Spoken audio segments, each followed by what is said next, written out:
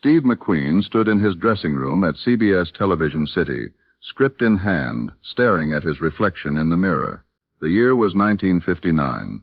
He was the star of Wanted, Dead or Alive, one of television's hottest shows, and he was about to walk away from it all, because that night Steve realized he'd become exactly what he'd sworn he'd never be, a sellout.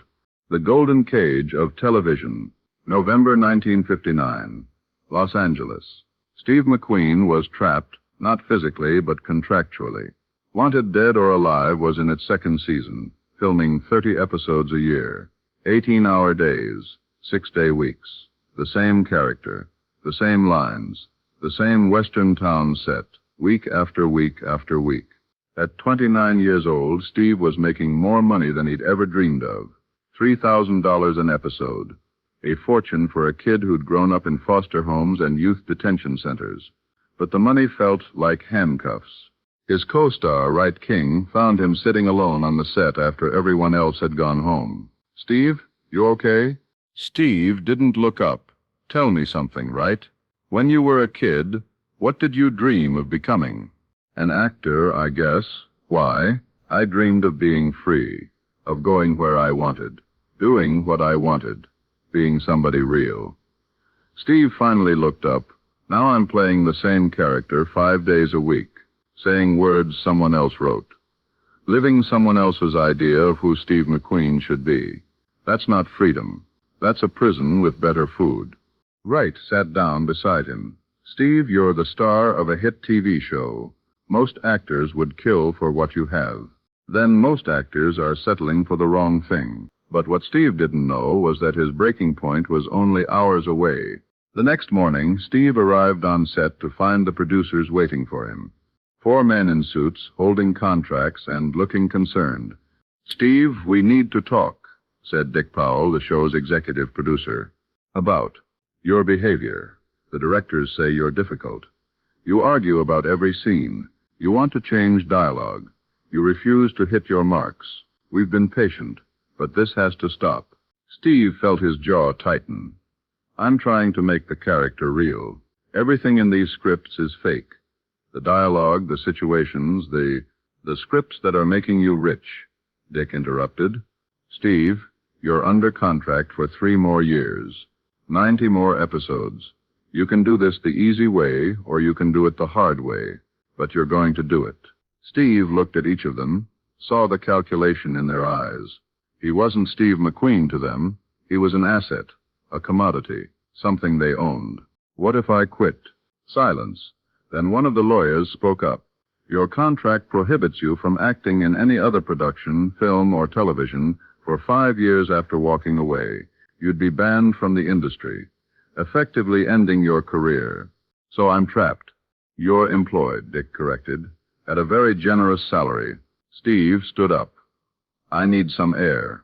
He walked out of the studio and kept walking, down Fairfax Avenue, past the tourist shops and restaurants, walking and thinking. The California sun beat down on him, but Steve barely felt it. All he felt was the weight of those 3 years. 90 more episodes of pretending to be someone he wasn't. The conversation that changed everything. Steve found himself at Barney's Beanery, a dive bar where actors went when they didn't want to be found. He ordered a beer and sat in the darkest corner. That's where he met James Dean's ghost. Not literally, but the bartender, an older guy named Eddie, had known Dean, had served him in this very bar before Dean's death, 4 years earlier.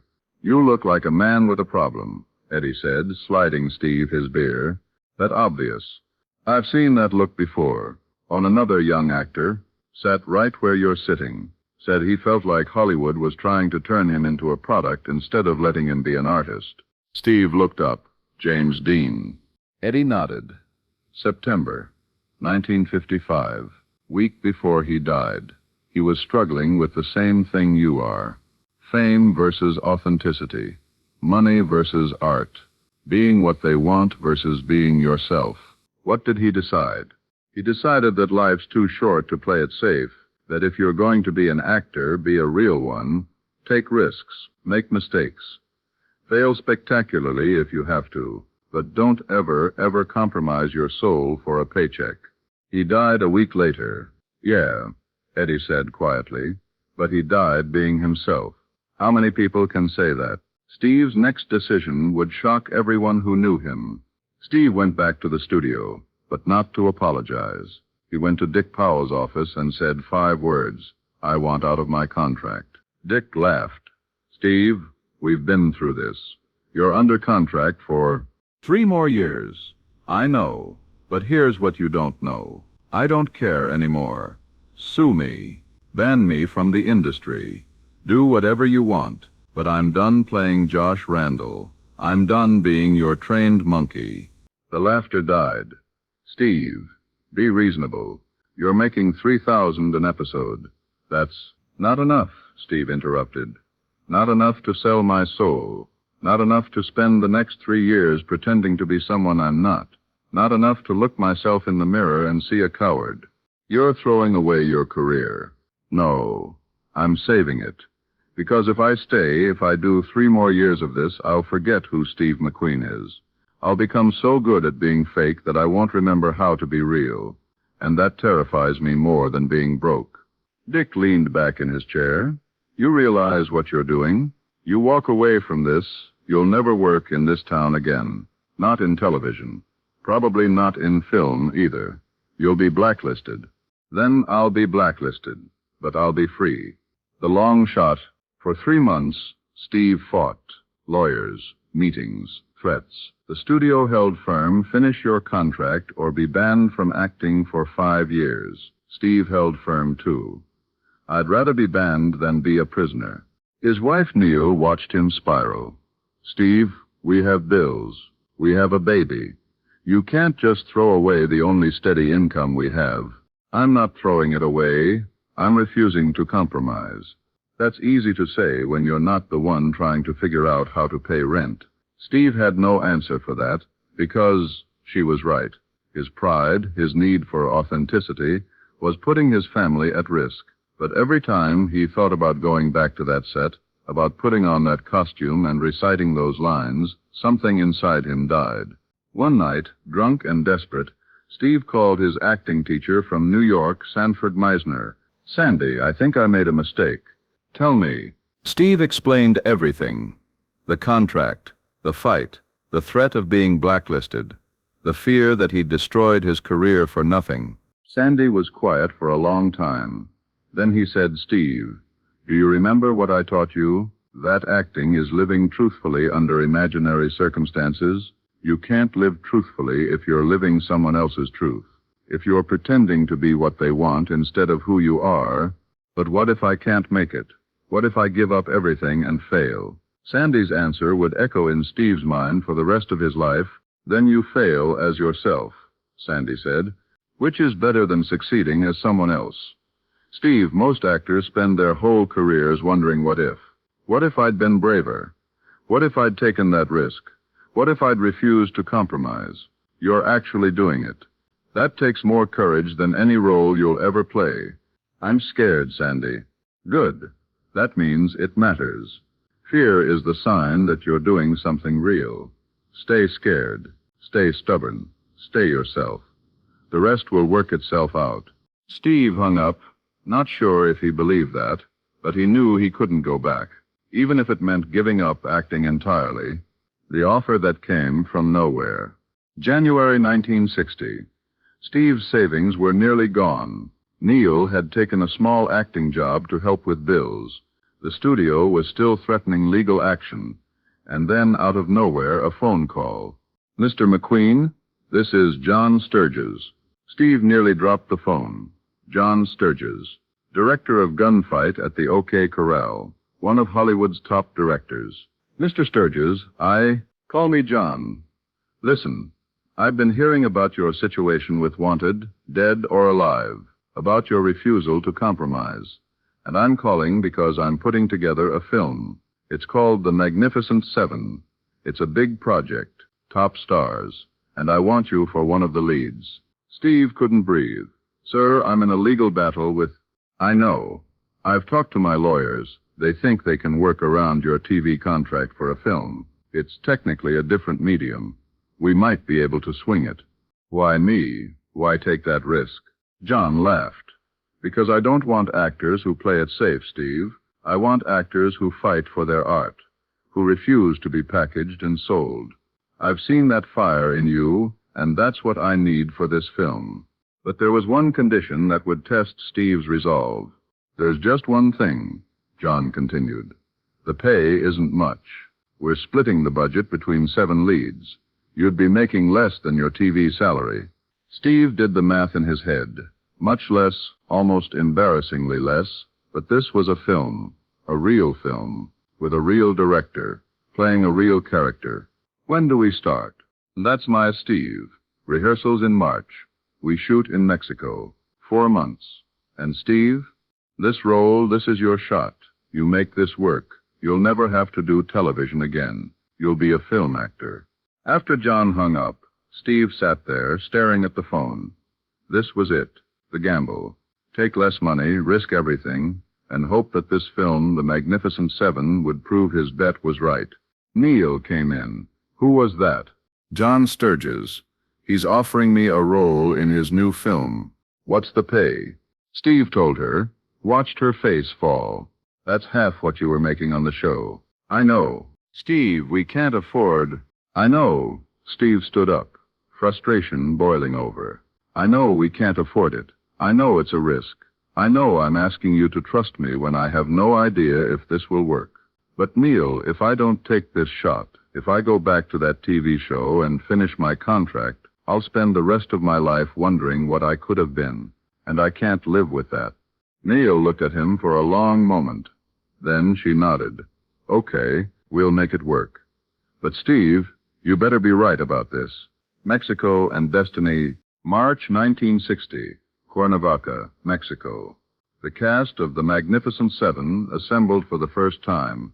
Yul Brynner, Charles Bronson, James Coburn, Robert Vaughn, and Steve McQueen, the television actor trying to prove he belonged with film stars. The first day of rehearsal, Steve felt out of his depth.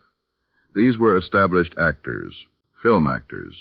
And here he was, the kid from Wanted Dead or Alive, trying to run with the big dogs. During a break, Charles Bronson pulled him aside.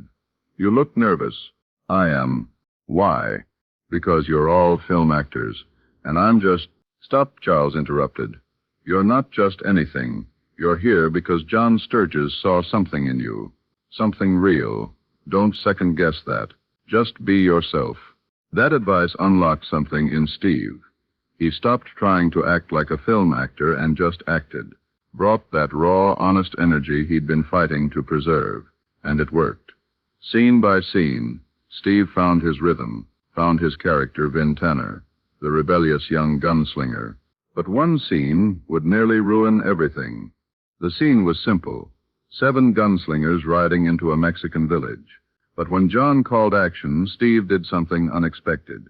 He took off his hat and used it to shield his eyes from the sun.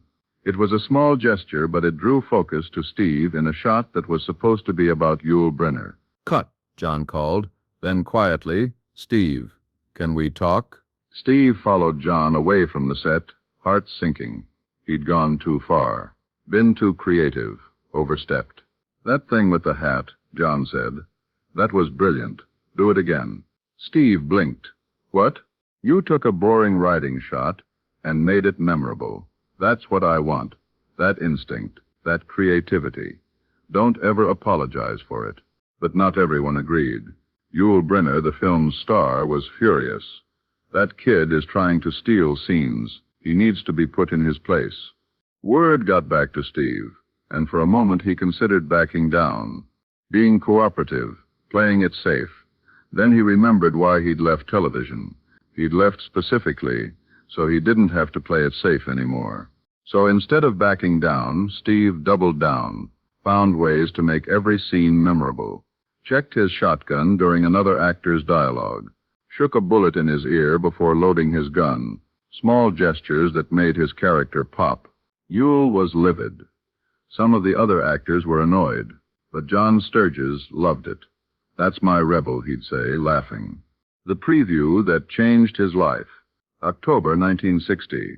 The Magnificent Seven held its first preview screening. Steve sat in the back row, terrified. This was it, 4 months of his life. His entire gamble. If audiences didn't respond, if critics panned it, he'd crawling back to television. If they'd even have him. The lights went down. The film began. And magic happened. The audience loved it, laughed at the right moments, gasped at the action, applauded at the end. And Steve, sitting in that dark theater, realized he'd been right. The risk had paid off. After the screening, John found him. "Steve, we did it. This film is going to be huge." "You think so?" "I know so. And Steve, you stole this movie. Every scene you're in, the audience watches you. That thing you did with the hat, that's going to be iconic." Steve couldn't speak, couldn't process what he was hearing. He'd walked away from a steady paycheck, fought with his wife, risked his entire career, and it had worked. But the real validation came from an unexpected source. 2 weeks after the film's release, Steve got a call from Dick Powell, the executive producer from Wanted Dead or Alive. The man who'd told Steve he'd never work again. "Steve, it's Dick. Listen, I saw The Magnificent Seven. You were right." "About what?" "About everything. You said you needed to be free to be real. And you were right. What you did in that film, we never could have gotten from you on television. You would have been too controlled, too packaged. You needed to break free to find that." Steve didn't know what to say. "I'm calling because I want to apologize," Dick continued. "We tried to make you something you weren't, tried to contain something that needed to be wild. And I'm sorry for that." After Dick hung up, Steve sat there, processing. The validation felt good, but more than that, he'd proven something to himself, that staying true to who you are, even when it costs you everything, is always the right choice.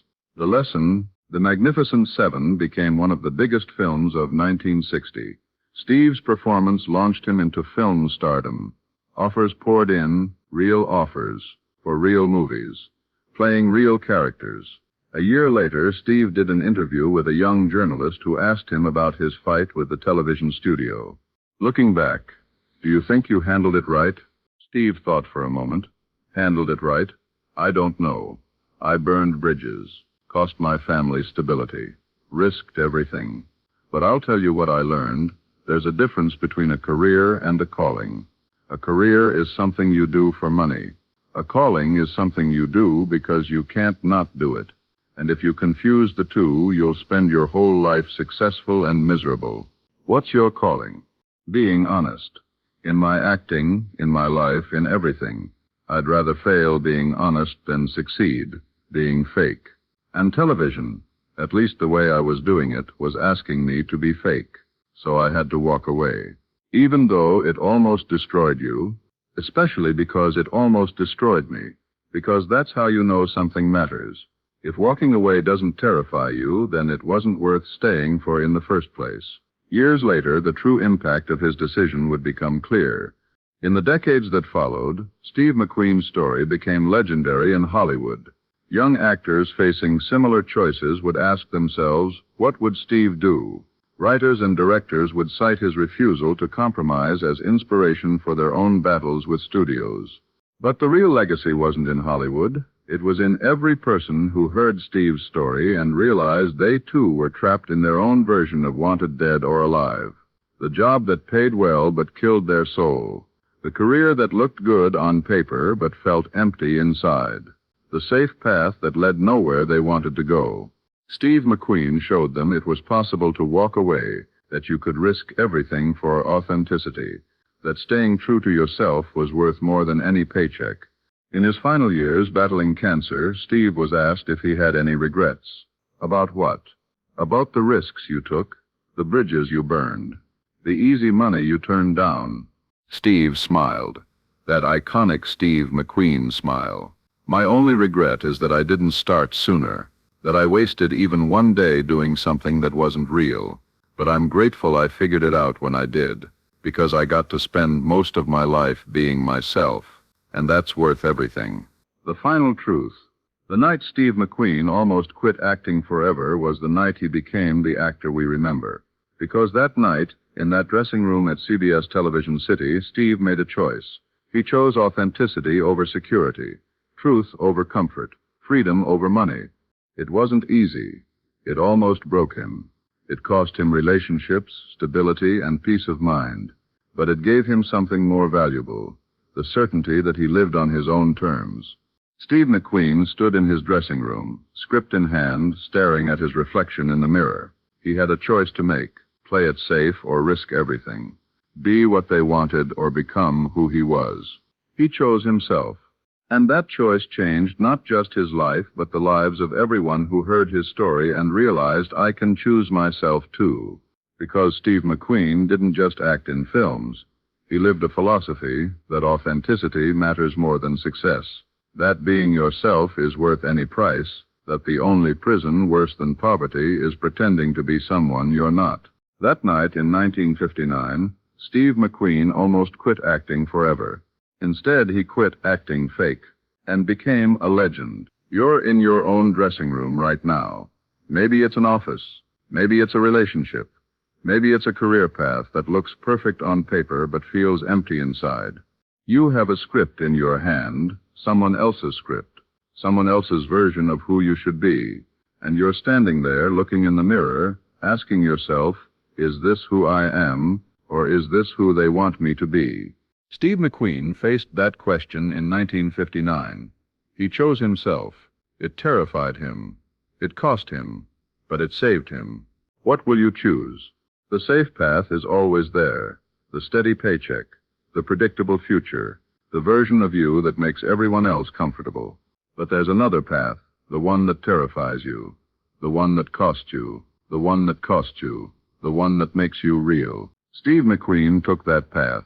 And we're still talking about him 60 years later.